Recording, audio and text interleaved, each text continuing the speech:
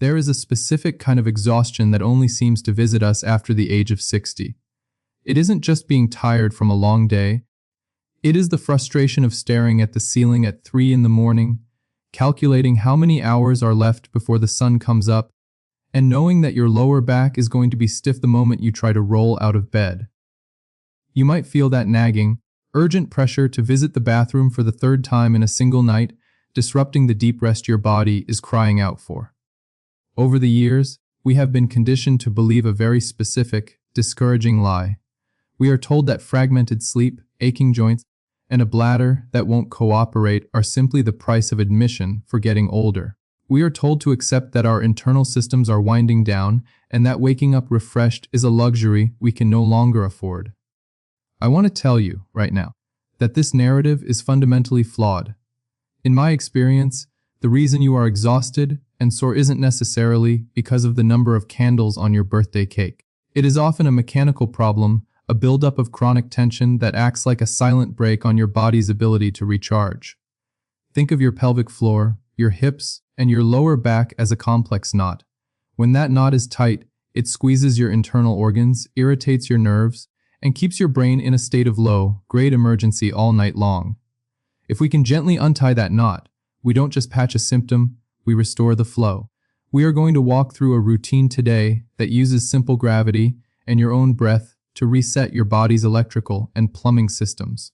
We are going to turn off the fight or flight switch so you can finally rest.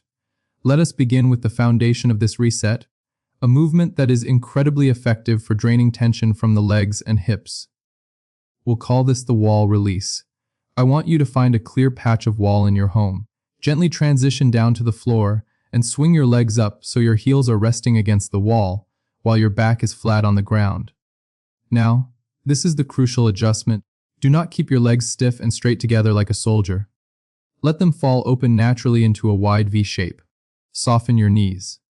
If you feel any strain in your inner thighs, I want you to use your hands to prop up your legs from the outside. You are creating a cradle for your legs with your hands. This support is vital because if your muscles feel like they have to work to hold the position, they will never fully let go. We are targeting the pelvic floor here, the hammock of muscles that supports your bladder. When you have back pain or anxiety, you unknowingly clench these muscles all day long.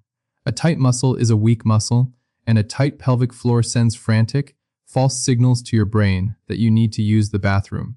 By supporting your legs and letting gravity do the work, we stop that signaling. Close your eyes. Visualize the space between your hips widening and softening. With every slow inhale through your nose, imagine that tightness unspooling. With every exhale, sink heavier into the floor.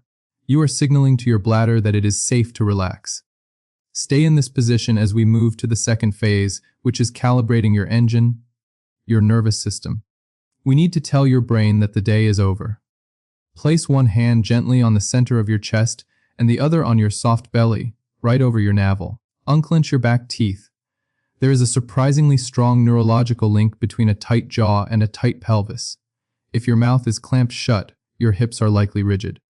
Part your lips slightly and let your tongue rest on the floor of your mouth. Now breathe. Watch your hands. When you breathe in, the hand on your chest should be a statue, perfectly still. Only the hand on your belly should rise, like a boat on a gentle wave. This belly breathing is the physical override switch for stress. It shifts you from the sympathetic nervous system, the alert, panic mode, into the parasympathetic system, which is the rest and repair mode. It takes the human body roughly 7 to 10 minutes to fully make this chemical switch, which is why we don't rush. We live in a world that prizes speed, but right now, your slowness is your strength. Feel the blood flow shifting in your legs. If your toes tingle a bit, that is perfectly normal.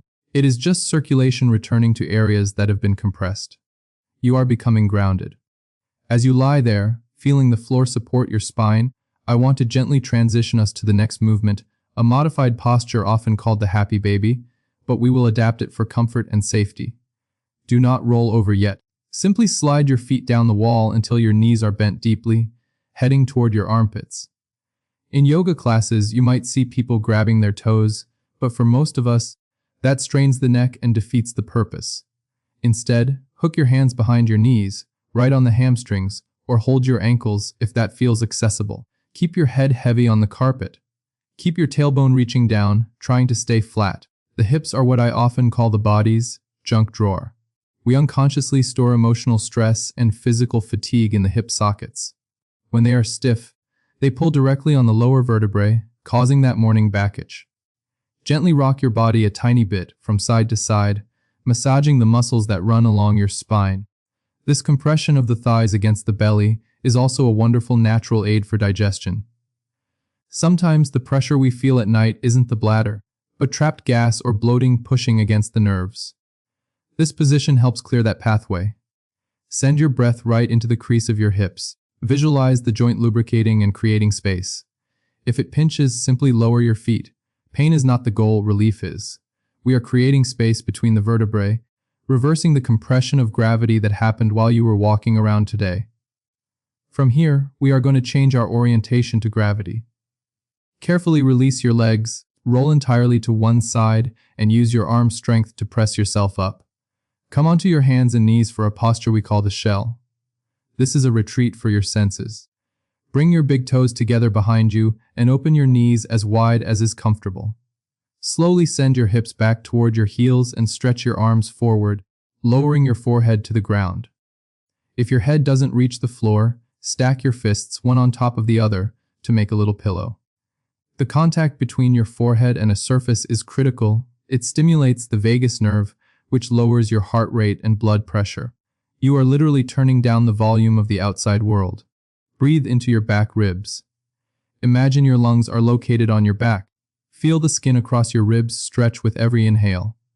This posture is deeply soothing for the adrenal glands, which sit right on top of your kidneys.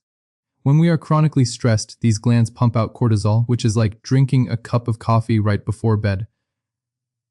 This forward fold tells the adrenals to stand down. Stay here, safe and enclosed, for a few moments. Now, let's open the front of the body with a gentle heart opener. Glide your body forward until you are lying completely flat on your stomach. Extend your legs back and press the tops of your feet into the floor. Place your hands under your shoulders, keeping your elbows tucked tight against your ribs. We are not doing a push-up. We are simply engaging the back muscles to counteract the slump of sitting. On a slow inhale, peel your chest slightly off the floor. Use the strength of your spine, not your arms. You should be able to hover your hands for a moment. Look at the floor a few inches in front of you to keep your neck long. This movement stretches the abdominal wall and the psoas muscle deep in the hip. A tight psoas is a major culprit in lower back pain because it pulls your spine out of alignment. By gently stretching it, you give your back permission to relax. Lower down slowly. This gentle pressure on your belly is also an internal massage for your organs, encouraging healthy function. Before we settle into our final relaxation, I want to acknowledge that taking time for yourself like this is a significant act of self-care. If you are finding these explanations helpful, or if you are feeling a shift in your body already, please do take a moment to support this channel by clicking the like button or subscribing. It truly helps us reach more seniors who are looking for natural solutions to these age-old problems. Now, let's move to the most important part of our session, the integration. Please roll over onto your back comfortably. Extend your legs, let your feet flop open, and turn your palms up to the ceiling. If your lower back needs support, slide a pillow under your knees. We are going to perform a body scan, shutting down the lights in the house of your body, room by room. Bring your awareness to your toes, clench them for a second, and then release. Let them go completely lifeless. Move your attention to your ankles and calves.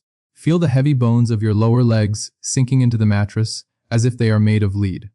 Soften your kneecaps. Let your thighs, the biggest muscles in your body, turn to warm jelly. Now focus on the pelvic bowl. Imagine it is filled with warm, still water. Release the glutes, release the pelvic floor, and let everything widen and settle. Let your belly be soft and rhythmic, rising and falling without effort.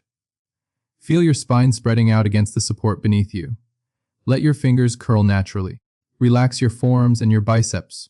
Drop your shoulders away from your ears. Create space between your earlobes and your shoulders. Relax your throat. Swallow once to ensure it is open. Unhinge your jaw. Smooth out your cheeks and the tiny muscles around your eyes. Let your eyes sink deep into their sockets. Finally, imagine the crown of your head opening up to release any lingering thoughts. You are supported. You are safe. You are at peace. Memorize this sensation, for this is your baseline. As you lie in this state of relaxation, I want to share 3 practical lifestyle adjustments. I call them sleep hacks. That will protect the work we just did. These are the secrets to making it through the night. The first is what I call the 3-2-1 strategy. It requires a bit of planning but pays off immensely. Stop eating food 3 hours before bed. Digestion generates heat and energy, which wakes the body up. Stop drinking fluids 2 hours before bed. This is the hardest one, but it is essential for bladder control. You must hydrate well in the morning and afternoon so you aren't thirsty at night. Then, 1 hour before bed, do the exercises we just practiced, specifically the legs up the wall. Here is the science: when you lie with your legs elevated 1 hour before sleep, after you have stopped drinking, fluid that has pooled in your legs during the day circulates back to your kidneys. You will process it and use the bathroom one last time before you actually sleep, ensuring your tank is truly empty. The second hack is sensory control. Your environment dictates your hormones. Bright overhead lights and blue screens suppress melatonin, the sleep hormone. In the evening, switch to warm, amber, colored lamps. Play slow, instrumental music or nature sounds. This isn't just for atmosphere. It gives your brain a gentle anchor so it doesn't drift into worrying about tomorrow's to-do list. The third hack is the detective's diary. I want you to treat your body like a science experiment. Keep a notepad by your bed. If you sleep well, write down what you did. Did you walk? Did you skip the late snack? If you sleep poorly, note the variables. We often think our health is random, but it is almost always cause and effect. Once you see the patterns, you can control the outcome. To close, I want to remind you of something important. The fact that you are here, listening to this and trying these movements, proves that you have not given up. You are rejecting the idea that aging means decline. Health is not a magic trick, it is a daily practice. It is showing up on the mat or the carpet even when you are tired, especially when you are tired. Your body is incredibly resilient. It wants to heal, and it wants to sleep. It just needs the right conditions. Commit to this routine for just 1 week, 7 days. I suspect you will be amazed at the transformation in your energy and your comfort. Thank you for trusting me with your health today. I wish you a quiet mind, a calm body, and the deepest, most restorative sleep you have had in years. Good night.